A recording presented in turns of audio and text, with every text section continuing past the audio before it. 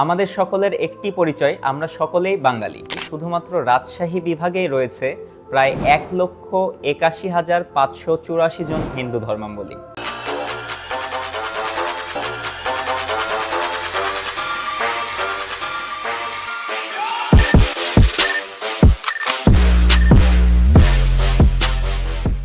আসসালামু আলাইকুম।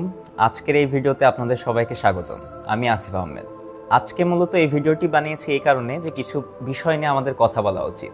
সো চলুন দেরি না করে আজকের এই ভিডিওটি শুরু করা যাক। বাংলাদেশের অন্যতম প্রাচীন এবং ঐতিহ্যবাহী মহানগরী আমাদের এই রাজশাহী। আর প্রাচীনকাল থেকে আমাদের এই রাজশাহীর সাথে জড়িয়ে আছে হিন্দু ধর্মাবলম্বীদের সম্পর্ক। বর্তমানে বাংলাদেশের দ্বিতীয় বৃহত্তম ধর্ম হচ্ছে হিন্দু ধর্ম। অতীত থেকে আজ পর্যন্ত আমাদের সকলের মধ্যে রয়েছে সম্প্রীতি।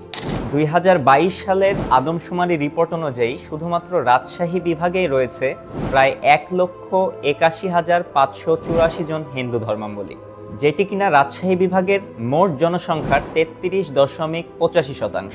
কিন্তু বর্তমানে কোনো এক পক্ষ আমাদের এই সাম্প্রদায়িক সম্প্রীতিটি ভঙ্গ করতে যাচ্ছে, আর যেই কারণে আমরা নেক দুনিয়ায় নানান রকম গুজব দেখতে পাচ্ছি।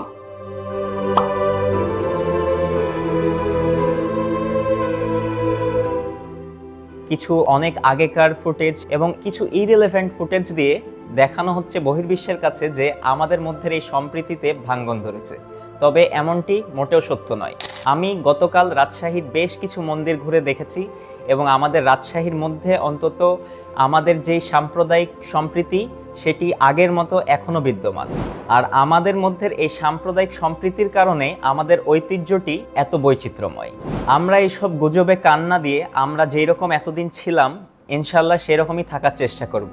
আমরা বাংলাদেশের এই বৈচিত্র্যকে ধরে রাখব এবং বাংলাদেশের যতগুলো ধর্মের মানুষ বসবাস করেন আমাদের মধ্যে সর্বদাই একটি সম্প্রীতি বজায় ছিল এবং আগামীতেও থাকবে ইনশাল্লাহ। আমি এটি নিশ্চিত করতে চাই যেন আমরা সকলে একসাথে একটি নতুন বাংলাদেশ গড়তে এগিয়ে আসি।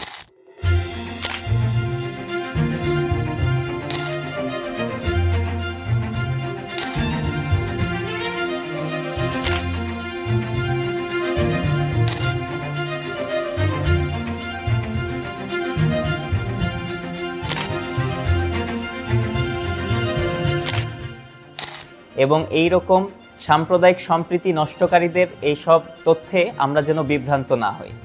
আমাদের সকলের একটি পরিচয়, আমরা সকলেই বাঙালি। চলুন আমরা সবাই মিলে গড়ে তুলি একটি নতুন বাংলাদেশ।